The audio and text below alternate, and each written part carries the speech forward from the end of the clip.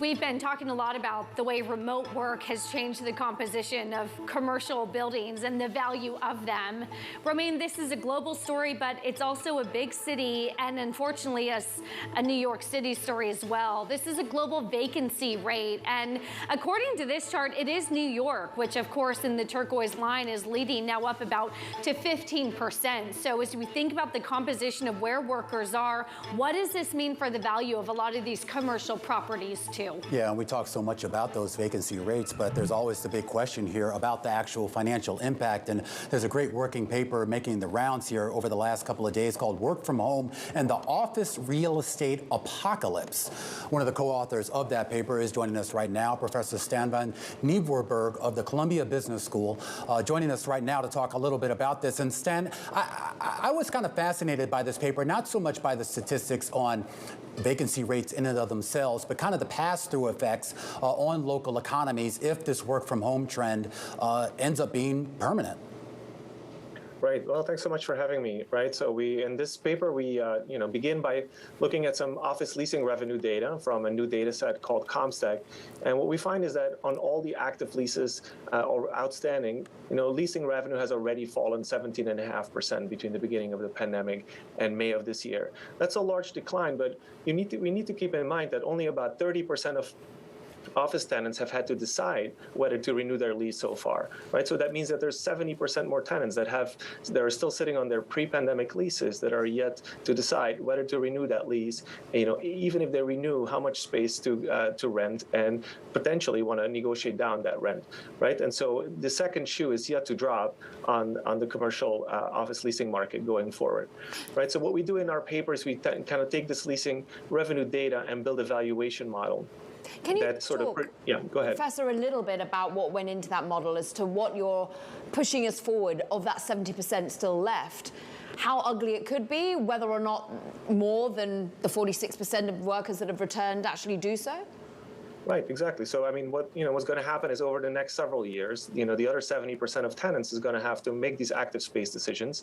And when they renew, even if they are renewing, and they're probably going to renew for less space than they did in the past because so many of their workers are working remotely, they're going to be paying lower rents. And all of that is going to come out of the pocket of the landlords, right? And so in our model, we're basically building these future leasing revenues, kind of working dynamically through how this will unfold as leases reset in the future, taking into account that office expenses may also change going forward, and ultimately discount these future cash flows back to the present. And that's ultimately how we arrive at our valuation. And as you pointed out, kind of a key uncertain parameter here is basically how persistent will be remote work.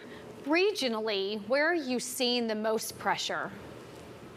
Right. So I think a lot depends on the mix of tenants, right? So I think cities like New York have a lot of financial sector tenants, real estate sector tenants. Those tenants are more gung-ho about going back to the office than, let's say, the tech tenants, right? So some of the regional variation is coming from the industry mix of cities. And by that metric, New York City might be a little bit better off than say, San Francisco. But still, it's a mix of different types of office tenants.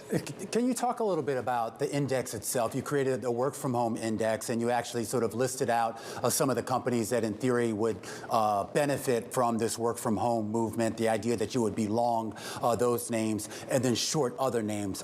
Some of the names in the long column were some of the ones you would expect in a lot of the technology industries, but in the short side there were a lot of transportation companies, airlines, etc. Explain how you sort of came to that reasoning of who the winners and losers would be. Right. So, basically what we're trying to understand is, when, obviously office companies are going to do poorly when there's a lot more remote work. But the question is, how much more poorly? In some sense, what's a dollar worth in a state of the world where we have a lot of remote work versus, a state of the world where we don't have a lot of remote work? And for that, we use this working from home equity index, which, as you said, is long companies that benefit from remote work, short companies that do better from in-person activity.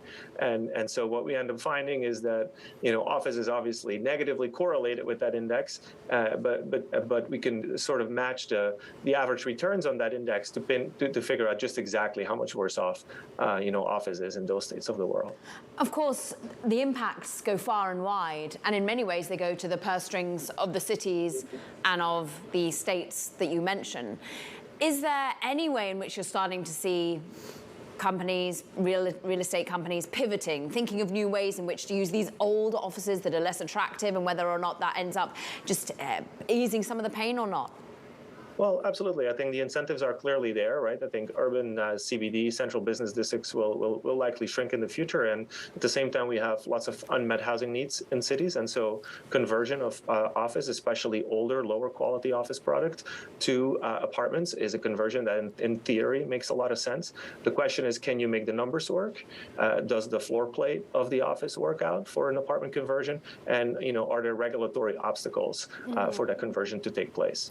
And so those, I think, are all big question marks. We are on the margin seeing some old buildings left and right being converted, but the question is there enough suitable are there enough suitable conversion opportunities for that to be a viable strategy? From just the macro perspective, you were talking about some of the inputs into your model that then spit out the net present value.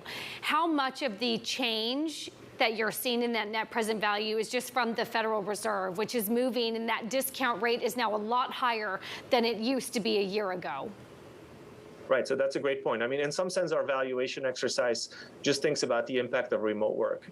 You could think of about the impact of higher interest rates being on top of what we're talking about. And as you pointed out, obviously, much higher interest rates are not good news for values of office buildings as well, right? So we can already see this in cap rates moving higher for office buildings, putting further pressure on values.